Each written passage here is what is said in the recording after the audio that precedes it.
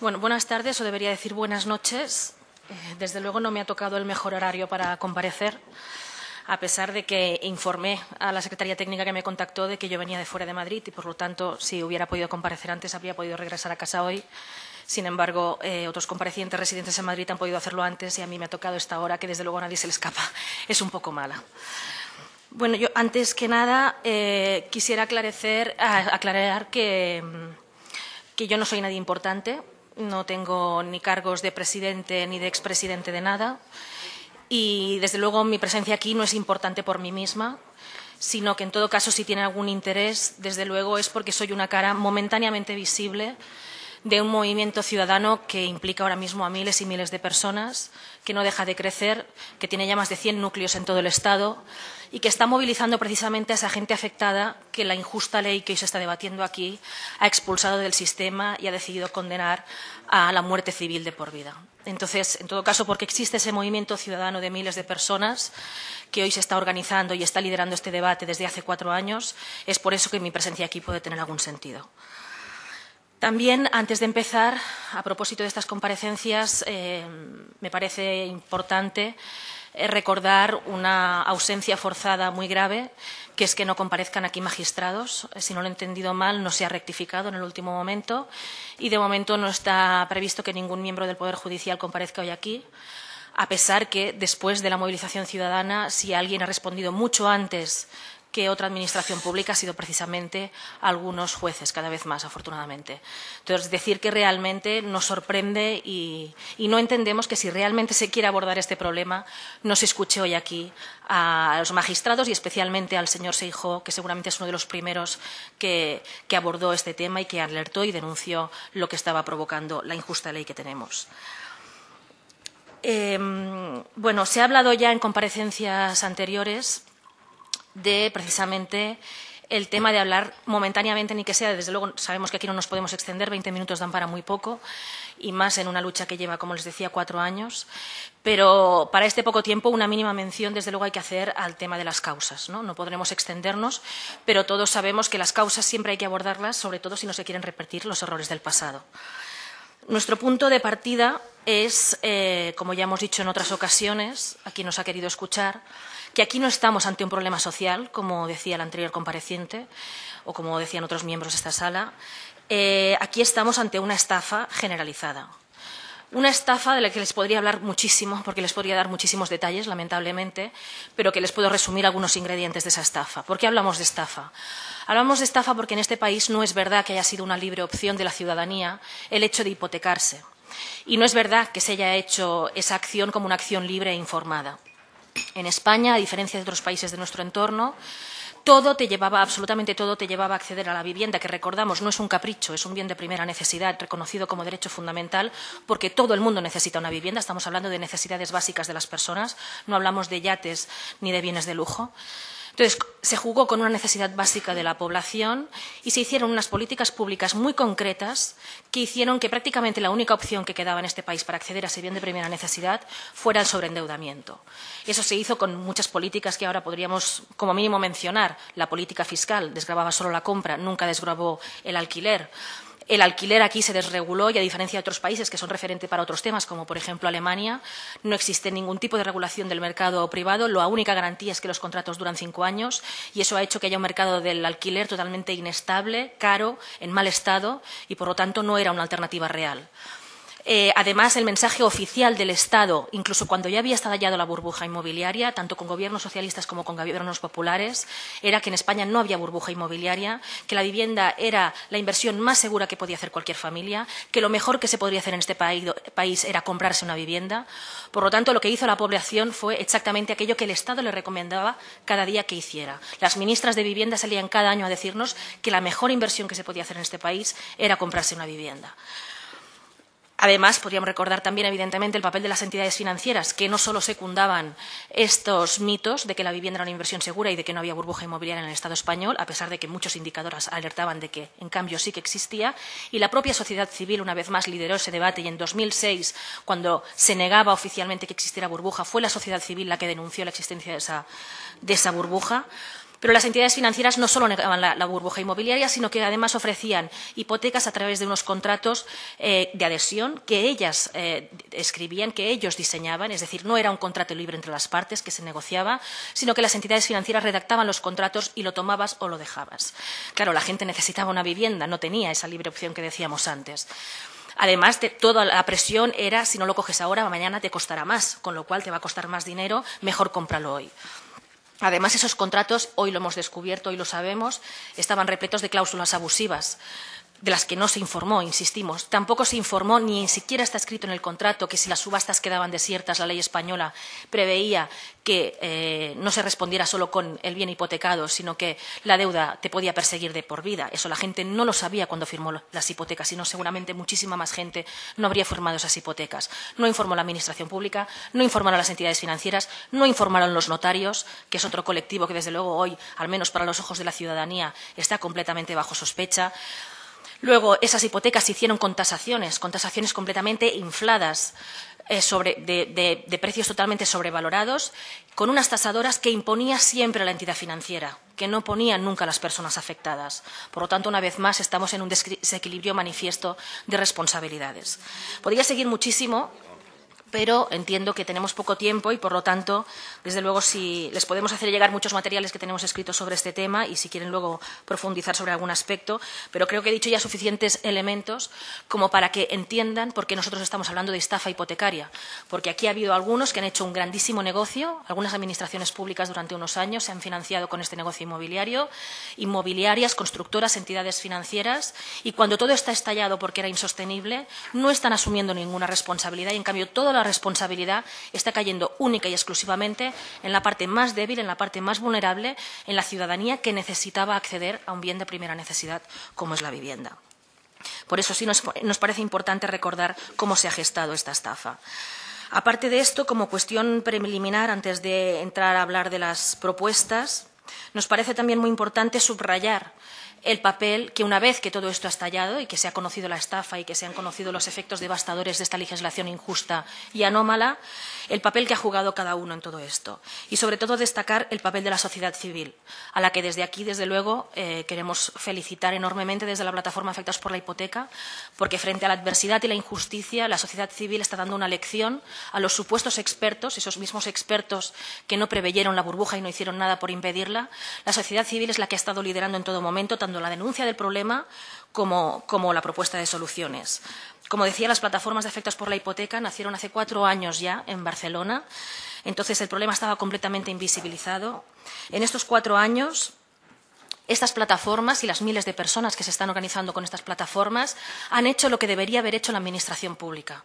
Es decir, primero, ver venir el problema, organizarse inmediatamente para hacerle frente porque se detectó una gravísima vulneración de derechos fundamentales con riesgos enormes para las vidas de las personas, como desgraciadamente se está comprobando. Denunciar el problema y visibilizarlo, pero no solo eso, sino que buscar soluciones a corto, medio y largo plazo.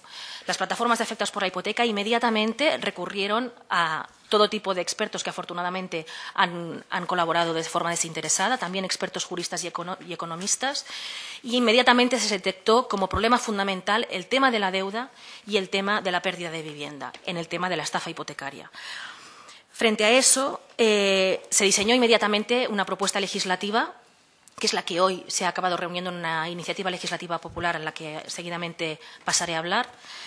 Pero además de diseñar inmediatamente, hace ya 3 años, las propuestas de reforma legislativa que hoy, de hecho, están centrando el debate social, se organizó para hacerle frente cotidianamente a esa vulneración de derechos fundamentales, desde la convicción de que no solo es un derecho de la ciudadanía, sino que es una obligación moral el hecho de reaccionar contra la vulneración de derechos fundamentales, incluso si hace falta, desobedeciendo leyes injustas para forzar precisamente que estas leyes cambien. Y es así como estas plataformas, sin ningún tipo de recurso ni apoyo institucional, sin ni siquiera el 1% de los recursos que puedan tener las administraciones públicas, es la primera que ha hecho frente al problema de los desahucios, que ha parado ya más de 550 desahucios en todo el Estado, es la que ha forzado a las entidades financieras a negociar centenares de daciones en pago y alquileres sociales, es la que ha interpelado a todos los niveles de la Administración, también a los jueces, a los ayuntamientos, a las comunidades autónomas, para que, aunque fueran medidas parciales, se implementaran para hacer frente a esta barbarie. Todo eso lo ha hecho, insisto, la sociedad civil, a pesar de ser sistemáticamente ninguneada por la Administración pública y por el Estado. Y eso nos lleva también, insisto en que la sociedad civil no solo ha liderado la detección y la denuncia del problema, sino que ha liderado la propuesta de soluciones. Y eso nos parece muy relevante para lo que ahora es objeto de esta comisión, que es precisamente debatir cuáles deben ser las medidas urgentes a implementar. Deberían escuchar a aquellos que llevamos más tiempo pensando y enfrentándonos a ese problema, que llevamos, además, que lo vivimos cada día, que sabemos exactamente cada arista del problema, que llevamos 4 años negociando con bancos, con administración pública, con los juzgados y, por lo tanto, sabemos exactamente de qué estamos hablando. Y eso me lleva también a cuestionar las voces de supuestos expertos a los que precisamente se les está dando todavía hoy demasiado crédito, valga la ironía, como por ejemplo los representantes de las entidades financieras. Acabamos de tener un ejemplo, diría que como mínimo paradójico, por utilizar un eufemismo, por no decir cínico, al representante de las entidades financieras que acaba de intervenir y nos ha dicho que la legislación española era estupenda. Decir eso cuando hay personas que se están quitando la vida como consecuencia de esta criminal ley, les aseguro que no le he tirado un zapato a este señor, porque creía que era importante quedarme aquí para decirles lo que les estoy diciendo. Pero este señor es un criminal y como tal deberían ustedes tratarle. No es un experto. Los representantes de las entidades financieras han causado este problema. Son esta misma gente la que ha causado el problema, la que ha arruinado la economía entera de este país, y a esta gente ustedes les siguen tratando de expertos. De verdad, a mí que este señor diga que la dación en pago no es una solución, desde luego a nosotros nos reafirma plenamente. Si la gente que nos ha hundido en la miseria nos dice que la dación en pago no es la solución, nosotros estaremos más convencidos que nunca que la dación en pago es sin duda la solución para el tema de la deuda. Hoy hemos venido aquí, desde luego, para exponerles una vez más, lo haremos tantas veces como sean necesarias. Desde luego, la sociedad civil ha demostrado una paciencia infinita hasta la fecha. Volveremos a explicar, aunque ya lo hemos hecho miles de veces, volveremos a explicar cuáles son nuestras demandas y nuestros argumentos. Y si ustedes desean hacer preguntas al final, estaremos encantados de responder. Pero, sobre todo, hoy venimos aquí para preguntarles nosotros a ustedes. Y queremos respuestas. Queremos respuestas porque no podemos esperar más. Porque, como les decía, han pasado 4 años, han pasado más de 400.000 ejecuciones hipotecarias, han muerto personas, hay muchas otras personas que afortunadamente no han muerto, pero que han intentado quitarse la vida y nosotros lo estamos viviendo cada semana. Y estas personas exigen que se les dé una respuesta cuando ya están todas las cartas sobre la mesa. Entonces, de hecho, al finalizar la comparecencia les agradecería que reciban un sobre que tenemos para cada uno de los grupos parlamentarios y entonces antes de irse, por favor, les rogamos que reciban nuestro sobre. Un sobre que, desde luego, no contiene ilícitos, sino propuestas muy razonables. Lo que hoy venimos a plantear aquí, una vez más, son demandas de mínimos. Demandas de mínimos para hacer frente al problema más grave que ahora están sufriendo miles de personas en este país. Sabemos que no es la solución a todo, sabemos que habrá que hacer muchas otras cosas. Somos los primeros que lo hemos dicho desde el primer día. Habrá que regular muchas cosas en este país para hacer que la vivienda, por una vez, deje ya de ser una mercancía y se la trate como lo que es, como un derecho fundamental, y se priorice la función social de las miles de viviendas que hay en este país por encima de su valor especulativo. Por lo tanto, habrá que hacer muchas modificaciones, tanto legislativas como medidas de política pública. Pero hay una cuestión de urgencia que no puede esperar más, y ese es el mensaje principal que nosotros hoy les traemos aquí. Hay un problema de una legislación completamente anómala, a pesar de lo que diga el representante de la banca. Todos sabemos que en ningún país de nuestro alrededor está pasando lo que está pasando aquí. Somos el país de Europa que más desahucia, con mucha diferencia, y al mismo tiempo el país que más miles de viviendas vacías acumula. Esta barbaridad, evidentemente, clama al cielo, atenta al sentido común y requiere una intervención inmediata. Tenemos este problema de viviendas y tenemos el problema de esta ley anómala que está dejando a miles de personas endeudadas de por vida, que no solo pierden la vivienda, sino que se quedan con la deuda de por vida. Por tanto, tenemos esta deuda, por un lado, que consideramos ilegítima por el tema de la estafa que he mencionado antes, y por otro lado, aparte de la deuda ilegítima, y que supone en la práctica la muerte financiera de las personas y, por lo tanto, la condena a ser excluidos sociales de por vida, y aparte del problema de la deuda, tenemos el problema de la vivienda, de los desahucios y de la gente en la calle. Entonces, frente a estos dos problemas de emergencia, es a los que nosotros consideramos que hay que aprobar medidas con carácter urgente que resuelvan de una vez por todas estos dos grandes problemas. Frente a ello, hace mucho tiempo que la sociedad civil ha planteado cuáles son las demandas de mínimos que resolverían esto. Para el tema de la deuda, dación en pago y añadimos retroactiva, con efectos retroactivos. Y eso se puede hacer de varias maneras. No hay ningún impedimento técnico real para hacer esto. Es cuestión de voluntad política. Lo que nosotros planteamos con esto es que no nos valen solo medidas a futuro. Si hoy tenemos este debate aquí es porque se han producido más de 400.000 ejecuciones hipotecarias, es porque hay miles de personas que están más allá de los límites de lo soportable, es porque hay gente que ha muerto directamente y, por lo tanto, en nombre de toda esta gente, necesitamos una solución para toda la gente afectada. No vamos a aceptar que se sacrifique a una generación entera que, como hemos dicho, ha sido víctima de una estafa. Que paguen los estafadores, pero que no paguen los inocentes. Por lo tanto, exigimos que no vamos a aceptar ninguna solución que no tenga efectos retroactivos y que, por lo tanto, dé esa segunda oportunidad a toda la gente afectada. Por otro lado, el problema de la vivienda. Pedimos la moratoria inmediata, con carácter urgente, de todos los desahucios y no de unos pocos, como se ha regulado recientemente con el decreto del 15 de noviembre. Pedimos la moratoria de todos los desahucios de vivienda habitual y de deudores de buena fe, por supuesto. Nosotros siempre las medidas no las hemos planteado, como ha pretendido a veces hacer creer la banca, en términos generales, como si nadie tuviera que responder de sus deudas. No, siempre hemos dicho que lo planteamos para vivienda única y habitual y para deudores de buena fe. Eso está recogido en muchísimas legislaciones y es perfectamente fácil de establecer jurídicamente si realmente hay voluntad política para ello. Por lo tanto, en estos casos de vivienda habitual y deudores de buena fe, exigimos, aparte de la dación en pago retroactiva, que se regule esta moratoria inmediata para detener la sangría de los desahucios. Y moratorias es una práctica perfectamente normal y habitual en muchos países de nuestro alrededor. En Francia lo hacen desde muchísimos años antes de la crisis, simplemente, fíjense, por motivos climáticos, porque en invierno hace frío, durante 6 meses cada año en Francia se detienen todos los lanzamientos de viviendas. Y aquí lo que está costando plantearlo. En Italia también se han detenido los lanzamientos, en Grecia también hay una moratoria de desahucios. Cuando en España es el país que es más grave la problemática, es increíble lo que está costando decretar esta moratoria temporal hasta que realmente se resuelva la situación.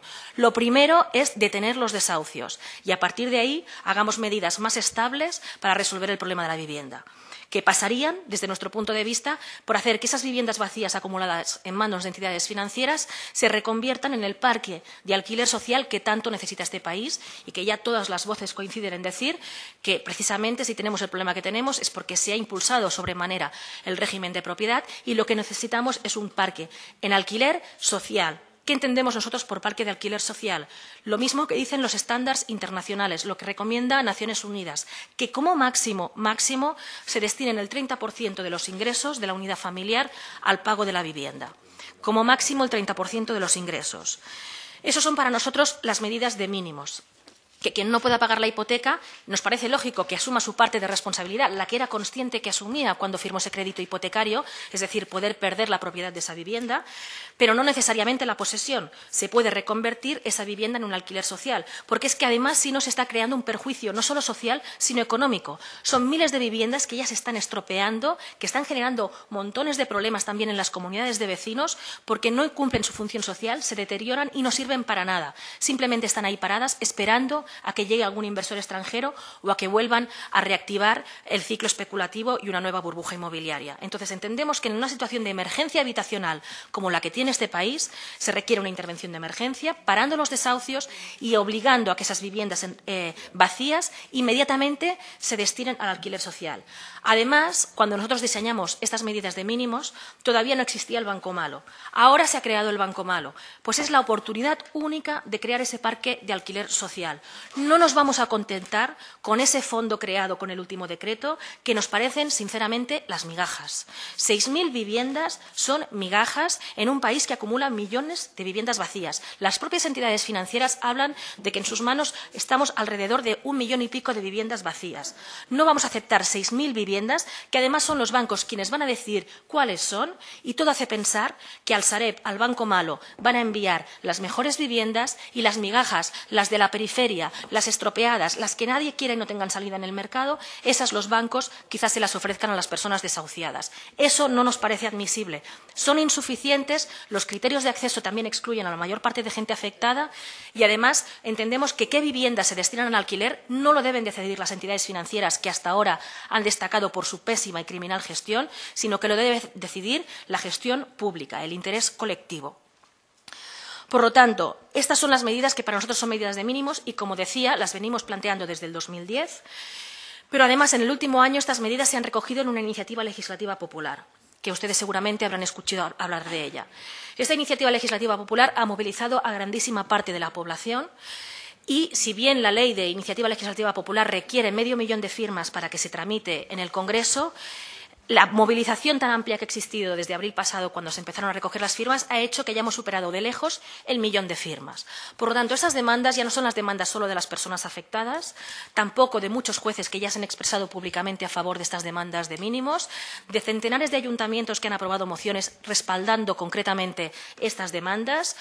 Ya no son solo esas demandas, sino que además están avaladas por un proceso de movilización que ha reunido más de 1.000.000 de firmas, cuando además no es fácil recoger esas firmas, se lo aseguro, porque la Ley de Iniciativa Legislativa Popular y el procedimiento no lo facilita en absoluto. Hay toda una burocracia para recoger esas firmas, unos papeles especiales que tiene que validar la Junta Electoral, con una serie de requisitos, donde, por ejemplo, además se excluye a miles de personas a las que no se les reconocen derechos de ciudadanía, como votar en las elecciones o firmar una ILP, pero en cambio se las consideró ciudadanas de pleno derecho para estafarlas con hipotecas a 30, 40 y a 50 años.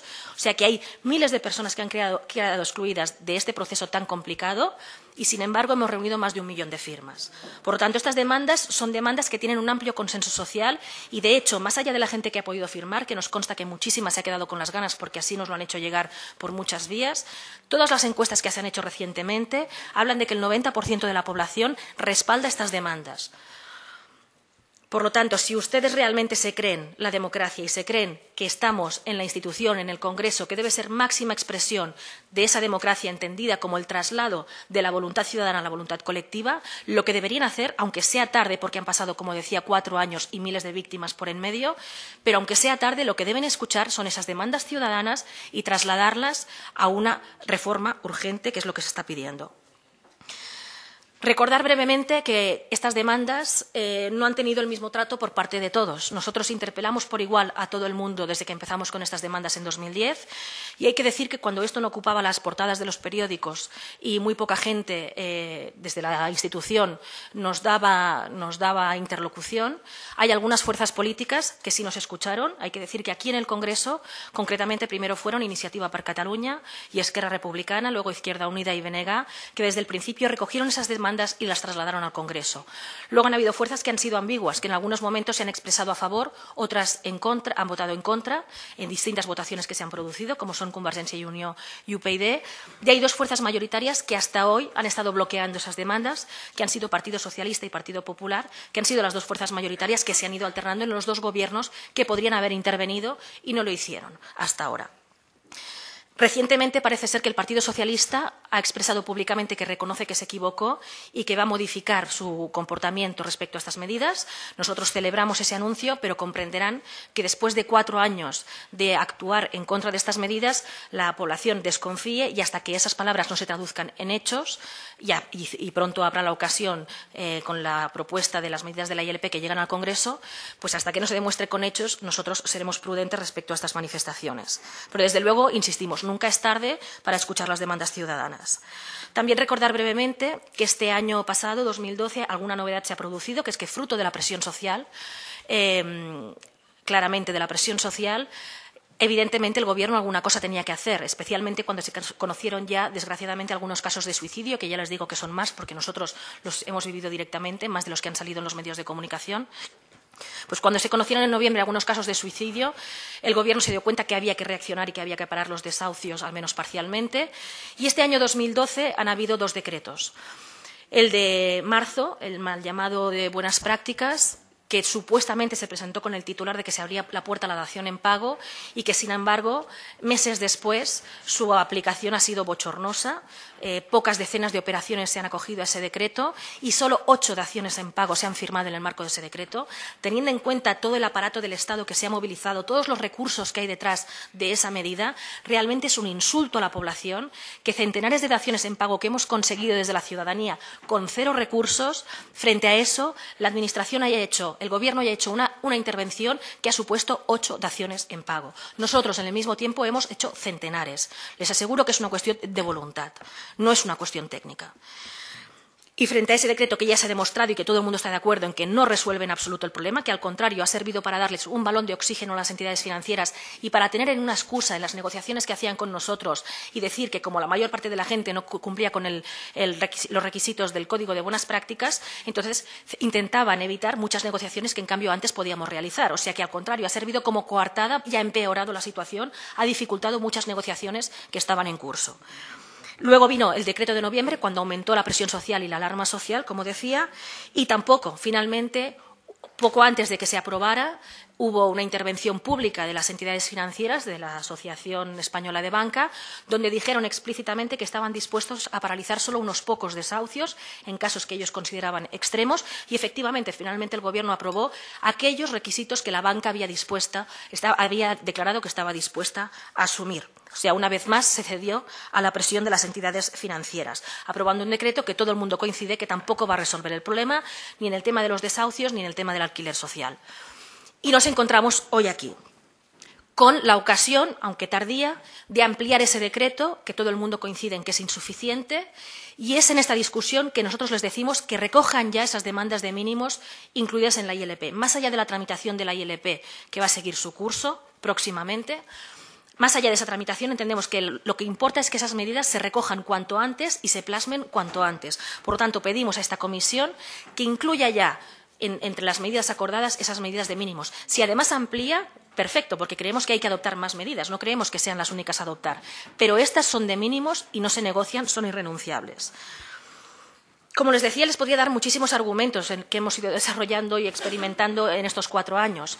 Les he dado ya algunos. Pensamos que estas demandas son de mínimos, que son imprescindibles para respetar los derechos humanos de la población, pero más allá de los argumentos de derechos humanos, de recordar que hay unos compromisos del Estado español que están recogidos, no solo los compromisos de la Constitución española, que para unas cosas es sagrada y para otras, en cambio, se la pisotea sistemáticamente, como por ejemplo el artículo 47, pero además de la Constitución está el Pacto Internacional de Derechos Económicos, Sociales y Culturales, que obliga al Estado español a hacer lo posible para avanzar en el derecho a la vivienda y jamás retroceder, cosa que precisamente se está produciendo ahora.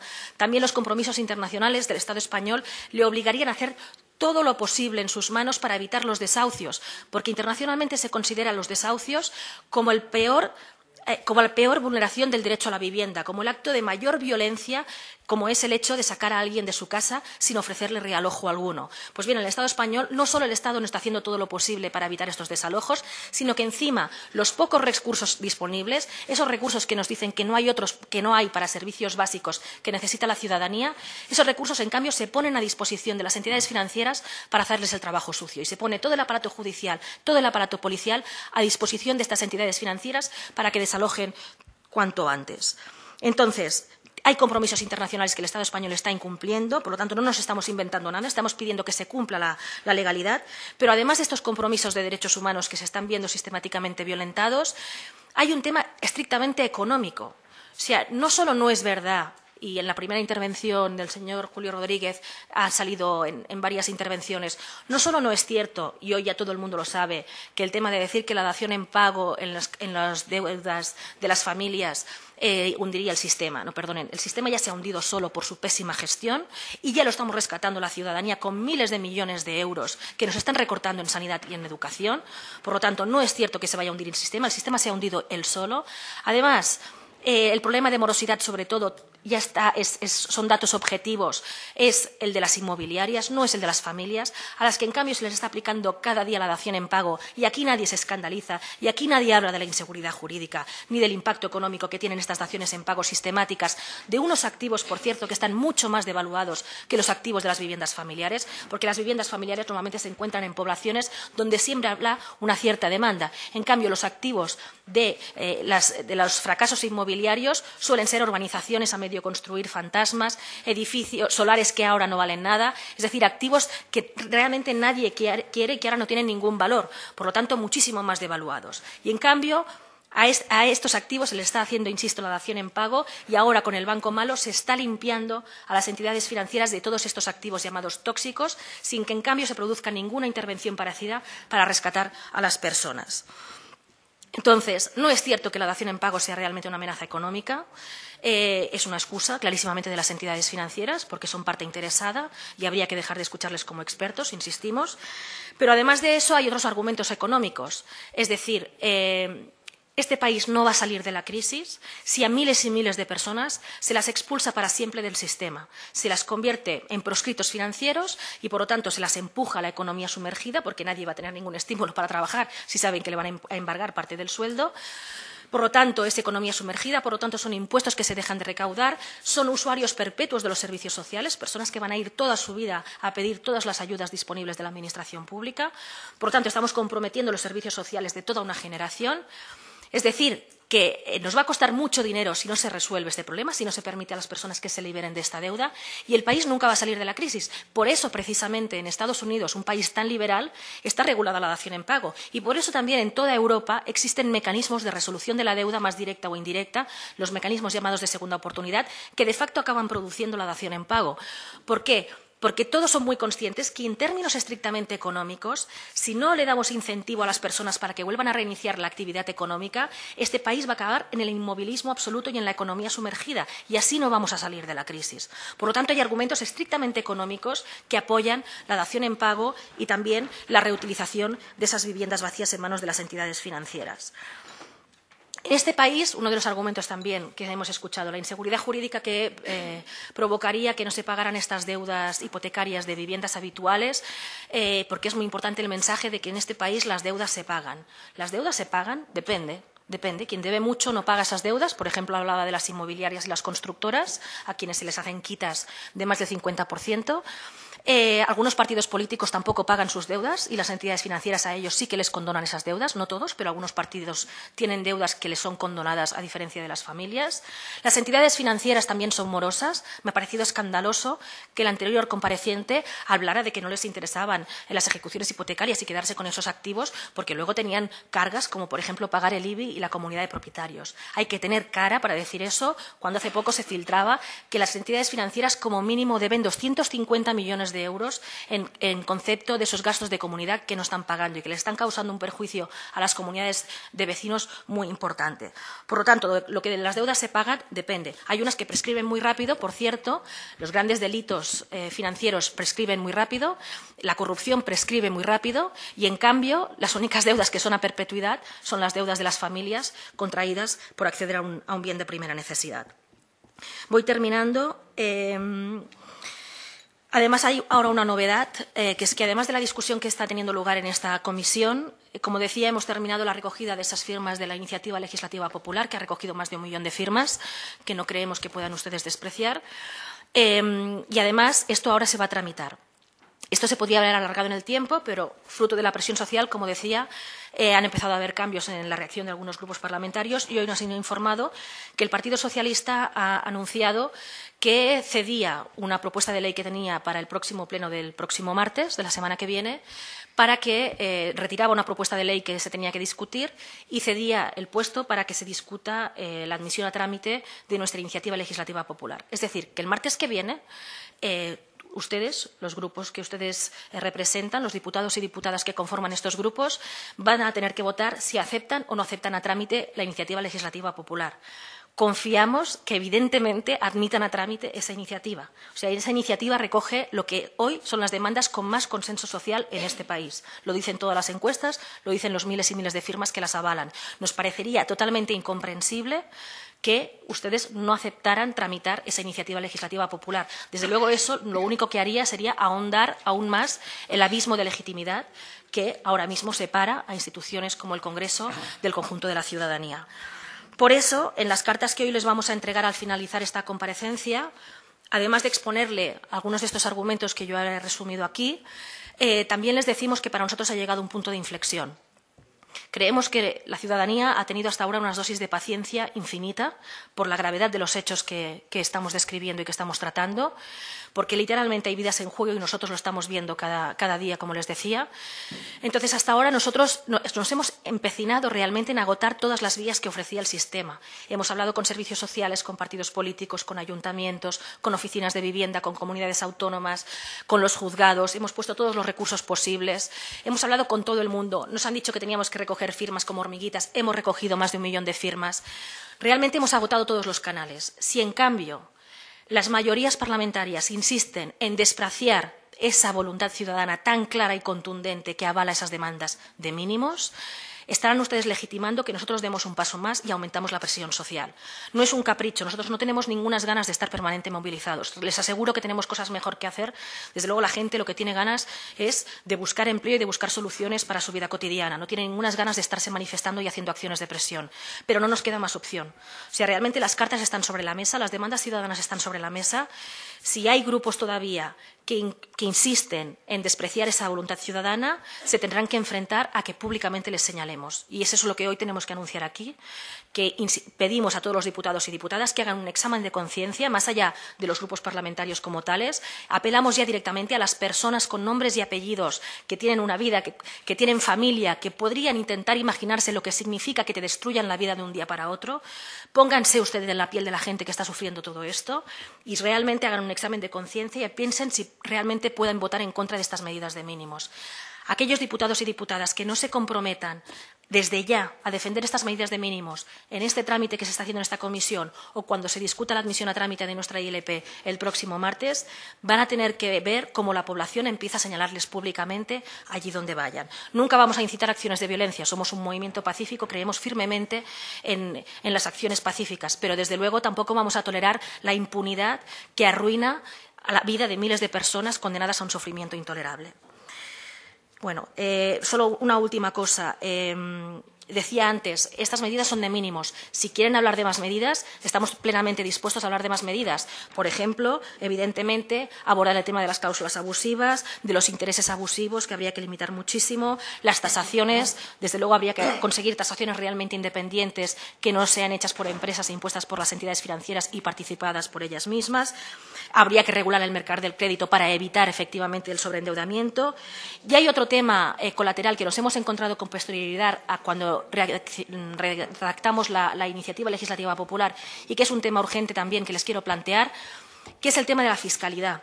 Ahora mismo, no solo el Estado no está haciendo nada para evitar o casi nada, para evitar los desahucios y las deudas ilegítimas que arruinan la vida de miles de personas, sino que encima se está lucrando con la desgracia de las personas. Es decir, ahora mismo las ejecuciones hipotecarias y las daciones en pagos se les da la consideración a todos los efectos de transmisión patrimonial como si fuera una compraventa en la que se produjera un enriquecimiento. Es decir, que miles de personas que lo están perdiendo todo y se están quedando con una deuda de por vida y son embargadas, encima les llega con la declaración de Hacienda reclamaciones de miles de euros, más la plusvalía municipal, que muchos ayuntamientos están buscando la manera de no cobrarla por la presión que está haciendo la ciudadanía, pero que todavía no se ha regulado en los últimos decretos que se ha hecho, se podría haber hecho y tampoco se ha hecho. Es decir, que encima la Administración pública se está lucrando con la desgracia de la ciudadanía. Esto es algo que también habría que modificar junto con las demandas de mínimos de esta iniciativa legislativa popular. Y, desde luego, habría que regular el alquiler para que sea una alternativa real y la gente realmente tenga opciones en este país. Todo lo contrario de de la última propuesta de reforma de ley que sabemos que está sobre la mesa, donde encima se pretende desregular todavía más este mercado del alquiler para dar más ventajas a los posibles potenciales grandes inversores del mercado del alquiler, donde se ha dicho que se quiere acelerar todavía más los desahucios sin garantizar, en cambio, ningún realojo para las personas afectadas, donde en esa propuesta de reforma, además, se quiere reducir de 5 a 3 años la duración del contrato de alquiler.